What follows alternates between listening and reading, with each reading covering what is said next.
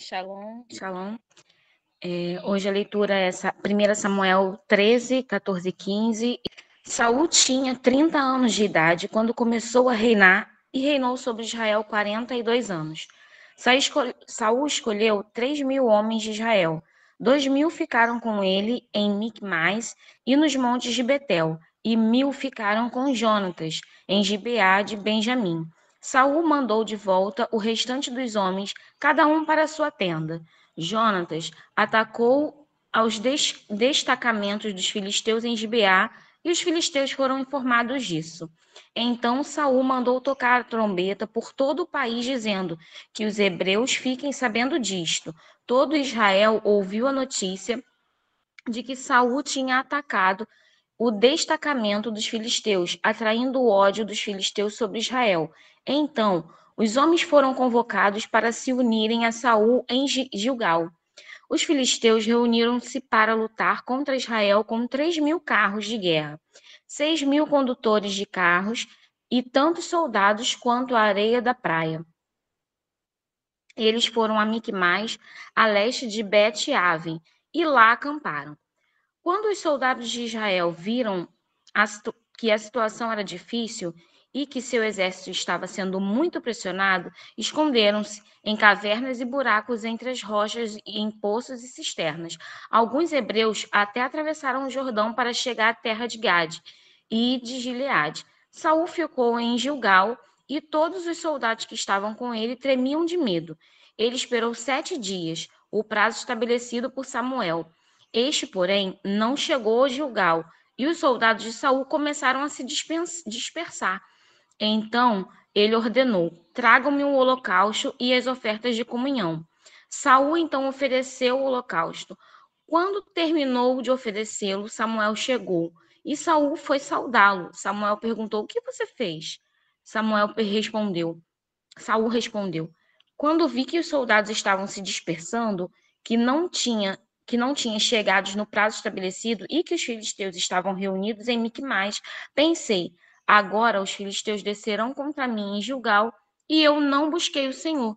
Por isso eu me senti obrigado a oferecer o holocausto. Samuel disse a Saul: você agiu como um tolo, desobedecendo ao mandamento que o Senhor, o seu Deus, ordenou. E a você, se tivesse obedecido, ele teria estabelecido para sempre o seu reinado para Israel. Agora, porém, o seu reinado não permanecerá. O Senhor procurou um homem segundo o coração dele e designou líder do seu povo, pois você não obedeceu ao mandamento do Senhor. Então Samuel partiu de Gilgal e foi a Gibeá de Benjamim. Saul contou os soldados que estavam com ele, e era cerca de 600 homens. Saul e Jonatas, o seu filho, acompanhados dos seus soldados, ficaram em Gibeá de Benjamim. Enquanto os filisteus estavam acampados em Micmais, uma tropa de ataque saiu de um acampamento filisteu em 3 divisões. Uma foi em direção a Ofra, nos arredores de Sual, outra em direção a Bet-Horon, e a terceira em direção à região fronteiriça, de onde se avista o vale de Zeboim, diante do deserto. Naquela época não havia nem mesmo um único ferreiro em toda a terra de Israel, pois os filisteus não queriam que os heteus fizessem espadas e lanças. Assim, eles tinham que ir aos filisteus para afiar arados, enxadas, machados e foices. O preço para afiar rastelos e enxadas eram 2/3 de ciclo de prata, e 1/3 de ciclo de prata para afiar tridentes, machados e pontas de aguilhadas. Por isso, no dia da batalha, nenhum soldado de Saul e Jonatas tinha espada ou lança nas mãos, exceto o próprio Saul e Jonatas, o seu filho. 14. Certo dia, Jonatas, filho de Saul, disse ao seu jovem escudeiro: vamos ao destacamento filisteu do outro lado. Ele, porém, não contou isso ao seu pai. Saul estava sentado debaixo de uma romanceira na fronteira de Gibeá de Migron. Com ele estavam uns 600 soldados, entre os quais Aías, que levava o colete sacerdotal. Ele era o filho de Aitube, irmão de Icabode, filho de Finéias e neto de Eli, o sacerdote do Senhor em Siló. Ninguém sabia que Jonatas havia saído. Em cada lado desfiladeiro que Jonatas pretendia atravessar para chegar ao destacamento filisteu, havia um penhasco íngreme. Um se chamava Bozez e outro Sené. Havia um penhasco ao norte, na direção de Micmais, e outro ao sul, na direção de Geba. Jonatas disse ao seu escudeiro: vamos ao destacamento daqueles incircuncisos. Talvez o Senhor haja em nosso favor, pois nada pode impedir o Senhor de salvar, seja com muitos, seja com poucos. O escudeiro disse: faz tudo o que tiveres em mente, eu irei contigo. Jonatas respondeu: vamos atravessar na direção dos soldados e deixaremos que nos avistem. Se nos disserem esperem aí até que cheguemos perto, ficaremos onde estivermos e não avançaremos. Se, porém, disserem subam até aqui, subiremos, pois este será um sinal para nós de que o Senhor os entregou nas nossas mãos. Então os dois se deixaram ver pelo destacamento dos filisteus, que disseram: vejam, os hebreus estão saindo dos buracos onde estavam escondidos. Eles gritaram para Jonatas e seu escudeiro: subam até aqui e daremos uma lição a vocês. Diante disso, Jonatas disse ao seu escudeiro: siga-me, o Senhor os entregou nas mãos de Israel. Jonatas escalou o desfiladeiro usando as mãos e os pés, e o escudeiro foi logo atrás. Jonatas os derrubava e o seu escudeiro logo atrás dele os matava. Naquele primeiro ataque, Jonatas e o seu escudeiro mataram cerca de 20 homens em uma área com aproximadamente 2 hectares. Então caiu terror sobre todo o exército filisteu, tanto sobre os que estavam no acampamento e no campo, como sobre os que estavam nos destacamentos, e até mesmo nas tropas de ataque. O chão tremeu, e houve um pânico terrível. As sentinelas de Saul em Gibeá, de Benjamim, viram que o exército filisteu se dispersava, correndo em todas as direções. Então Saul disse aos seus soldados: contem os soldados e vejam quem está falando. Quando o fizeram, viram que Jonatas e seu escudeiro não estavam presentes. Saul ordenou a Aías: traga a arca de Deus. Naquele tempo, ele estava com os israelitas. Enquanto Saul falava com o sacerdote, o túmulo no acampamento filisteu crescia cada vez mais.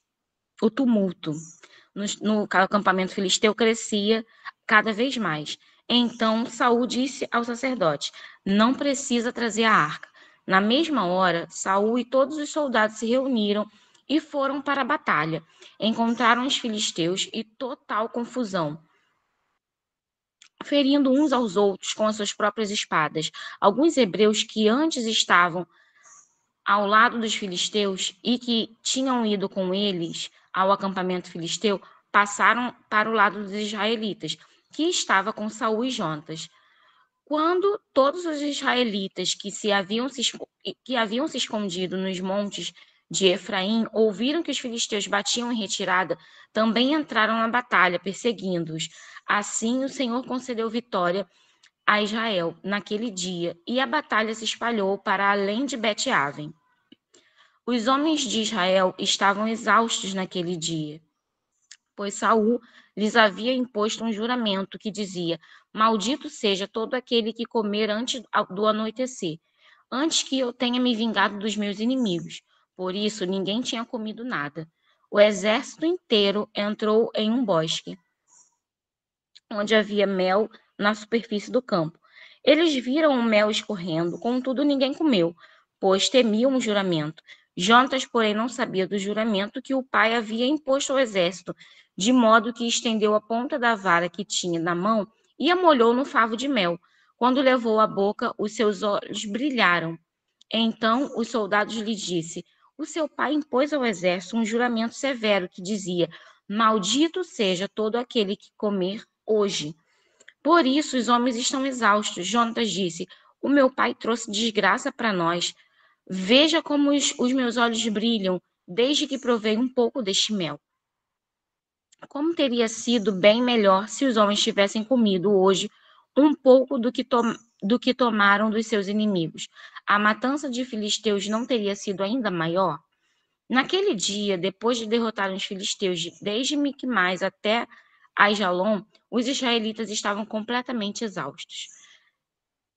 Eles então lançaram sobre os despojos e pegaram ovelhas, bois e bezerros, mataram-nos ali mesmo e comeram a carne com sangue. Além disso, alguém disse a Saul: Eis que os soldados estão pecando contra o Senhor, comendo carne com sangue. Vocês foram infiéis, disse Saul. Rolem uma grande pedra até aqui. Saiam entre os soldados e digam-lhes: cada um traga a mim o seu boi ou a sua ovelha. Abatam-nos e comam a carne aqui. Não pequem contra o Senhor comendo carne com sangue. Assim, cada um levou o seu boi naquela noite e ali o abateu. Então Saul edificou um altar para o Senhor. Foi a primeira vez que fez isso. Saul disse ainda: desçamos atrás dos filisteus de noite. Vamos saqueá-los até o amanhecer e não deixemos vivo nenhum só deles. Eles responderam: faz o que for bom aos teus olhos. O sacerdote, porém, disse: consultemos Deus aqui. Então Saul perguntou a Deus: devo descer e perseguir os filisteus? Tu os entregarás nas minhas mãos? Naquele dia, porém, Deus não respondeu. Saul então disse: venham cá todos vocês que são líderes do exército e descubramos do pecado que pecado foi cometido hoje. Tão certo como vive o Senhor, o libertador de Israel, mesmo que seja o meu filho Jonatas, ele certamente morrerá. Contudo, ninguém disse uma só palavra.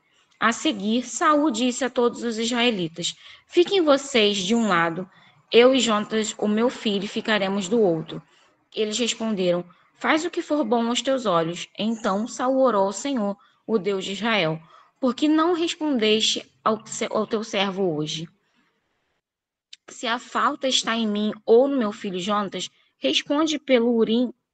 Mas se os homens de Israel forem os culpados, responde pelo Tumim. Assim, as sortes caíram sobre Jonatas e Saul, ao passo que os demais homens saíram livres. Saul disse: lancem sortes entre mim e Saul, meu filho. E Jonatas foi indicado pelas sortes. Então Saul disse a Jonatas: diga-me o que você fez. Jonatas lhe contou: eu provei um pouco de mel com a ponta da minha vara. Estou pronto para morrer. Então Saul disse: que Deus me castigue com todo rigor, caso você não morra. Jonatas, os soldados, porém, disseram a Saul: será que Jonatas, que trouxe esta grande libertação a Israel, deve morrer? Nunca, tão certo como vive o Senhor, nem um só cabelo de sua cabeça cairá ao chão, pois o que ele fez hoje foi com auxílio de Deus. Então os homens resgataram Jonatas e ele não foi morto. Saul, por sua vez, parou de perseguir os filisteus e eles voltaram para a sua própria terra. Quando Saul assumiu o reinado sobre Israel, lutou contra os seus inimigos ao redor, Moabitas, Amonitas, Edonitas, os reis de Zobá e os filisteus. Para qualquer lado que fosse, infligia-lhes castigo. Lutou corajosamente e derrotou os amalequitas, libertando Israel do poder daqueles que os saqueavam. Os filhos de Saul foram Jontas, Isvi e Malquissua. Ele também teve duas filhas. O nome da filha mais velha era Merabi e da mais nova, Mical. A sua mulher chamava-se Ainoã e era filha de Aimaas. O nome do comandante do exército de Saul era Abner, filho de Ner, tio de Saul. Quis, pai de Saul, e Ner, pai de Abner, eram filhos de Abiel. Houve guerra acirrada contra os filisteus durante todo o reinado de Saul. Por isso, sempre que Saul conhecia um homem forte e corajoso, alistava-o no seu exército.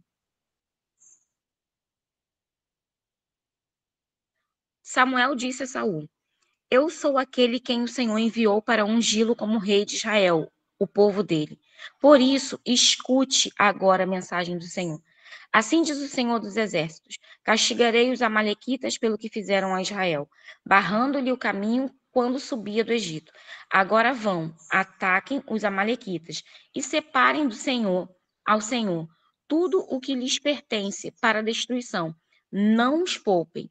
Matem homens, mulheres, crianças, recém-nascidos, bois, ovelhas, camelos e jumentos. Então, Saul convocou os homens e os reuniu em Telaim, 200.000 soldados de infantaria e 10.000 homens de Judá. Saul foi à cidade de Amaleque e armou uma emboscada no vale. Depois disse aos queneus: retirem-se, saiam do meio dos amalequitas, para que eu não os destrua com eles, pois vocês foram bondosos com os israelitas quando eles estavam vindo do Egito. Então os queneus saíram do meio dos amalequitas. Saul atacou os amalequitas desde Avilá até Sul, a leste do Egito. Capturou vivo Apag, rei dos amalequitas, e separou todo o povo para destruição com a espada. Contudo, Saul e o exército pouparam Apag e o melhor das ovelhas, e dos bois e os bezerros gordos, e os cordeiros. Eles não quiseram separar para destruição tudo o que era bom, mas tudo o que era desprezível e inútil separaram para destruição. Então a palavra do Senhor veio a Samuel: lamento ter posto Saul como rei, pois ele me abandonou e não seguiu as minhas instruções. Samuel ficou irado e clamou ao Senhor toda aquela noite. De madrugada, Samuel foi ao encontro de Saul, mas lhes disseram: Saul foi para o Carmelo, onde ergueu um monumento em sua própria honra. Depois, voltando, passou e desceu a Gilgal. Quando Samuel o encontrou, Saul disse: o Senhor te abençoe. Eu segui as orientações do Senhor. Samuel, porém, perguntou: então, que balido de ovelhas é este que ouço com os meus próprios ouvidos?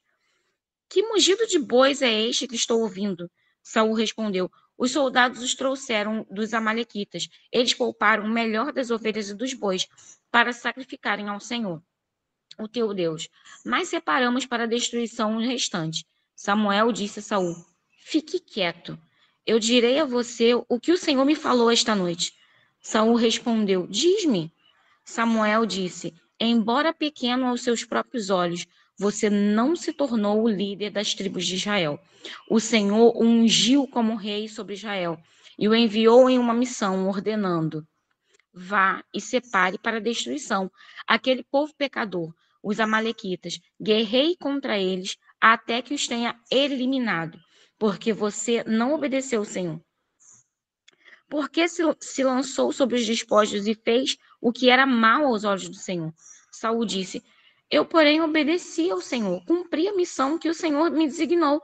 Trouxe Apag, o rei dos amalequitas, mas separei os amalequitas para destruição. Os soldados tomaram as ovelhas e bois dos despojos, o melhor do que estava consagrado a Deus para destruição, a fim de que os sacrificarem ao Senhor, o seu Deus, em Gilgal. Samuel, porém, respondeu: acaso tem o Senhor tanto prazer em holocaustos e em sacrifícios, quanto em que se obedeça a sua palavra? A obediência é melhor do que o sacrifício, e a submissão é melhor do que a gordura de carneiros. Pois a rebeldia é como um pecado de adivinhação, a arrogância é como o mal da idolatria. Como você rejeitou a palavra do Senhor, assim ele rejeitou como rei. Pequei, disse Saul, violei a ordem do Senhor e as instruções que tu me deste. Tive medo dos soldados e os atendi. Agora eu te imploro, perdoa o meu pecado e volta comigo para que eu adore ao Senhor. Samuel, contudo, lhe disse: não voltarei com você. Você rejeitou a palavra do Senhor e o Senhor o rejeitou como rei de Israel. Quando Samuel se virou para sair, Saul agarrou-se à barra do manto dele, o qual se rasgou. Então Samuel lhe disse: hoje o Senhor rasgou de você o reino de Israel e o entregou a alguém que é melhor do que você. Aquele que é a glória de Israel não mente, nem muda de parecer, pois não é homem para mudar de opinião. Saul repetiu: pequei. Honra-me agora diante das autoridades do meu povo e diante de Israel. Volta comigo para que eu possa adorar ao Senhor, o teu Deus. Então Samuel voltou com ele e Saul adorou ao Senhor. Samuel disse: traga-me Apag, o rei dos amalequitas. Apag veio acorrentado, pensando: com certeza já passou a amargura da morte. Samuel, porém, disse: como a sua espada deixou mulheres sem filhos, assim a sua mãe entre as mulheres ficará sem o seu filho. Samuel despedaçou Apag diante do Senhor em Gilgal. Então Samuel partiu para Ramá, e Saul foi para casa em Gibeá de Saul. Até o dia em que morreu, nunca mais Samuel viu Saul, embora se entristecesse por causa dele, porque o Senhor lamentou ter constituído Saul rei de Israel. Provérbios 26, do 1 ao 16. Como neve no verão ou chuva na colheita, assim a honra é imprópria para o tolo. Como o pardal que voa sem rumo e a andorinha que se esvoaça veloz, assim a maldição sem motivo não chega ao seu destino. O chicote é para o cavalo, o freio para o jumento, a vara para as costas do tolo. Não responda ao tolo com igual insensatez, do contrário, você se fará igual a ele. Responda ao tolo como a insensatez dele merece. Do contrário, ele pensará que é mesmo um sábio. Como cortar o próprio pé ou beber veneno? Assim é enviar mensagens pelas mãos do tolo. Como pedem inúteis as pernas do coxo, assim é o provérbio na boca do tolo. Como amarrar uma pedra na tiradeira, assim é prestar honra ao tolo. Como o ramo de espinhos nas mãos do bêbado, assim é o provérbio na boca do tolo. Como o argueiro que atira ao acaso, assim é, assim é quem contrata o tolo, ou primeiro que passa. Como o cão volta ao seu vômito, assim o tolo repete a sua insensatez. Você conhece alguém que se julga sábio? Há mais esperança para o tolo do que para ele. O preguiçoso diz: lá está um leão no caminho, um leão feroz rugindo nas ruas. Como a porta gira nas dobradiças, assim o preguiçoso se vira na cama. O preguiçoso mete a mão no prato, mas acha difícil demais levá-la à boca. O preguiçoso considera-se mais sábio do que 7 homens que respondem com bom senso.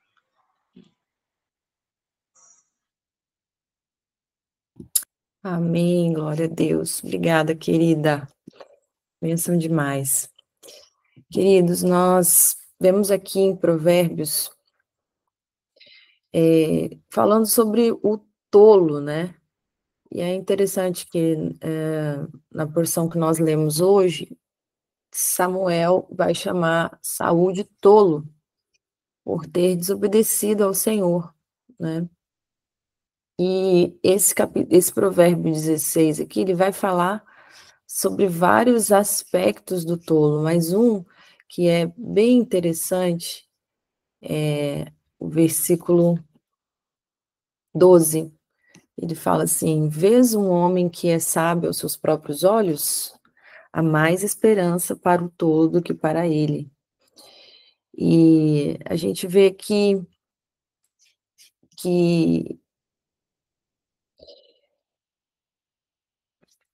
na palavra, a gente vê que essa expressão aqui, né?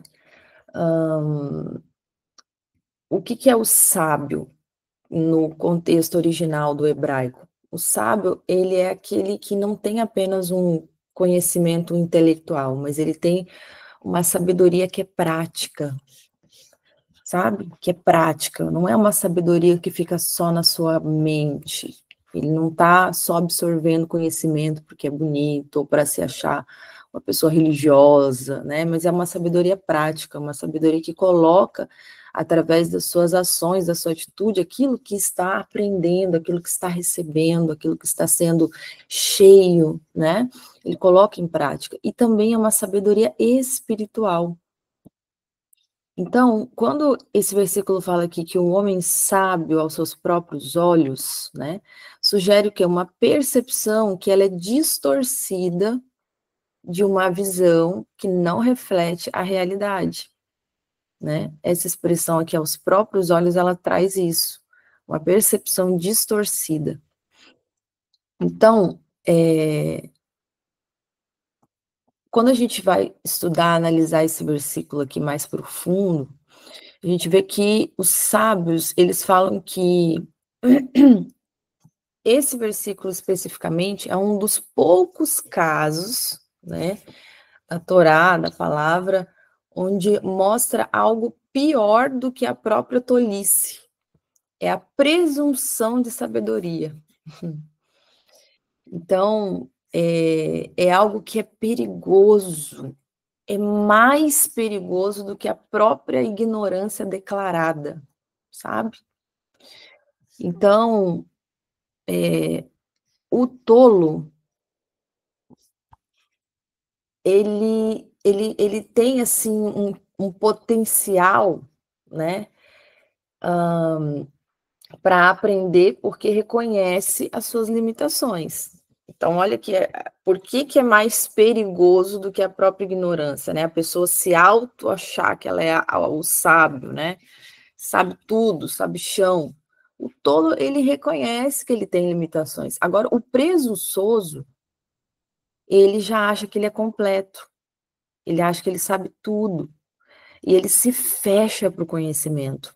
Aí não entra mais nada, não permeia mais nada, né? Então, por isso que é mais perigoso. Então, Yeshua, ele frequentemente ele vai ensinar isso, né, na palavra. Ele fala até em Mateus 23, 24, guias cegos que coais e coais um mosquito, né, engolis um camelo.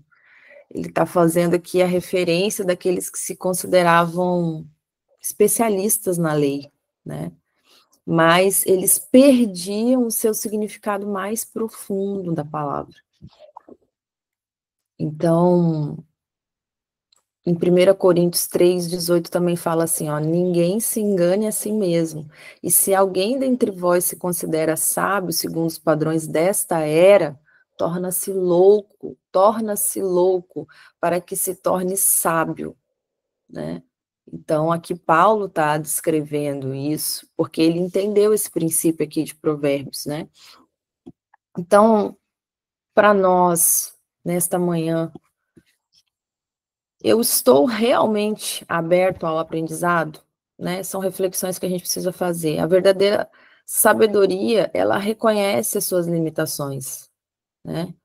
Eu estou disposto a mudar as minhas opiniões quando elas são confrontadas com a verdade? Porque um sábio genuíno, ele é flexível, ele não é engessado, mas ele está aberto ao conhecimento, ele entende suas limitações, ele entende que ele precisa crescer, conhecer mais, ele entende, principalmente, o princípio do que o reino de Deus não está dentro de uma caixinha nossa, pequenininha aqui, ó, dentro de uma visão limitada. Tanto é que a palavra fala muito sobre as ovelhas, né? E o pastor e as ovelhas, e a igreja é considerada ali como as ovelhas, nós somos considerados como as ovelhas. E o que a ovelha tem de aspecto biológico, assim, né? De algo que faz parte da constituição da ovelha é a visão limitada. A ovelha, ela enxerga pouquíssimo, pouquíssimo, pouquíssimo, pouquíssimo. Então, a gente precisa entender isso, que a nossa visão diante do reino de Deus, ela é muito limitada. A gente precisa estar aberto ao conhecimento dele, né? E se achar que sabe tudo, é pior do que a própria tolice. É isso que Provérbios fala, né? E agora, qual é a sua motivação para ter sabedoria? Você busca sabedoria hoje para crescer espiritualmente ou para se exaltar, né? Porque a motivação, ela também importa profundamente, profundamente. Só pegando aqui um trecho de 1 Samuel, é algo extraordinário essa parte aqui, né, da história, em que Samuel ali, ele vai confrontar Saul, e ele vai dizer assim para Saul, ele vai falar, olha, você agiu de forma tola, porque você não guardou o mandamento que o Senhor te ordenou.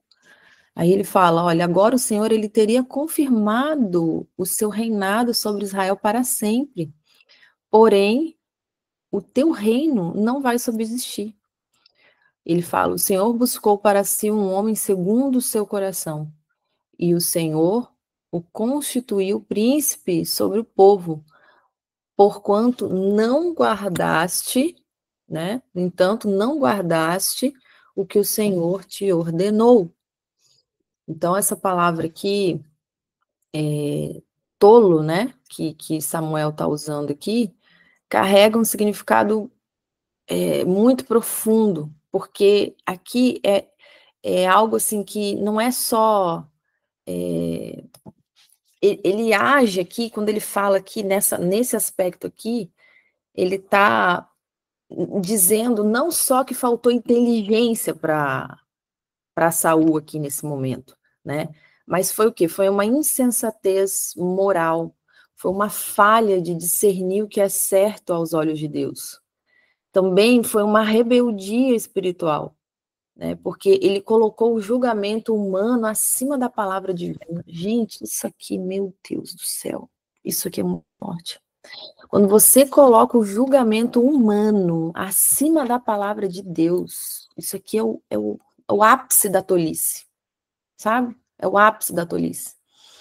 E quantas vezes a gente vê isso? Quantas vezes a gente vê as pessoas julgando, né, conforme os padrões humanos e colocando a palavra, e colocando esse julgamento acima da palavra de Deus, agindo de forma assim, ó, totalmente contrária à palavra de Deus e achando que tá, ó, isso é uma rebeldia espiritual, né? E foi também falta de sabedoria, porque não no sentido intelectual da coisa, entende?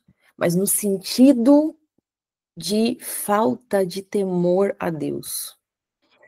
Então a gente vê os aspectos aqui, né, de uma forma mais aprofundada dessa tolice aqui de Saul, né? Porque quando ele age assim, a gente vê aqui a natureza da desobediência. O que é a natureza da desobediência? Saul, ele usurpou a autoridade de Deus. Ele ultrapassou os limites da função dele como rei. E ele assumiu ali naquele momento ali do que ele fez prerrogativas que não era dele, mas era do sacerdote. Ele também teve impaciência com o tempo de Deus. Meu Deus do céu, gente. Cuidado com a impaciência no tempo de Deus. Ele não esperou o tempo que era designado. Cuidado, porque a impaciência com o tempo de Deus às vezes vai te levar a fazer coisas que, em vez de te fazer chegar no propósito, pode te paralisar no teu propósito, né? Então, cuidado. Tenha paciência com o tempo de Deus, né? Outro ponto, ele confiou na solução humana, né? Ele priorizou o que? Acalmar o povo, preparar-se para a batalha, em vez de confiar na palavra de Deus. Entendeu? Então, gente. E aqui a gente vê, né, que quando ele vai justificar ali para Samuel, ele vai trazendo ali tantas coisas boas, né, que ele teve na intenção dele, é uma aparência de piedade, uma pessoa tão boa, como Saul foi bom, né, aquela pessoa boníssima, só que sem submissão nenhuma. Sabe o que é isso? É fazer um ato religioso sem a obediência no seu coração. As consequências aqui são irreversíveis para Saul. Deus rasga o reinado dele ali, naquele momento, né? E já tem uma pessoa, um substituto, já tem ali uma pessoa que era segundo o seu coração para colocar no lugar de Saul, né? Que a gente sabe, conhece a história, e vai vir Davi, né? Então, Deus, ele busca do nosso coração uma obediência completa. Não é parcial, nem condicional, mas é uma submissão à sua vontade. Segundo ponto, esperar o tempo de Deus, tá? Não haja com impaciência, porque a impaciência vai te levar a tomar decisões precipitadas, que vão comprometer o teu chamado. Aguarda o tempo de Deus, tá? Então, perigo de você ficar se justificando. Gente, a pessoa que está sempre se justificando, misericórdia, larga isso. Quando você fica justificando a sua desobediência com base nos seus resultados, né, que parecem ser bons, você cai na mesma armadilha que Saul, tá? Você cai na mesma armadilha que Saul. Larga disso, larga disso. Não fica justificando a sua desobediência, não. Se arrepende, desce, boca no pó, reconhece, seja sábio, não seja tolo, certo? Então, a gente tem que entender que o coração que Deus busca é segundo o seu coração. Aquelas pessoas que respondem com obediência, mesmo quando é difícil, mesmo quando não faz sentido, tá? Errar, a gente está sujeito ao erro, mas o que Davi fez quando errou? Boca no pó, se arrependeu, né? Se arrependeu profundamente. Esse é o coração daquele que Deus procura. Saul não se arrependeu. Saul teve remorso. Amém? Glória a Deus, aleluia, vamos para cima.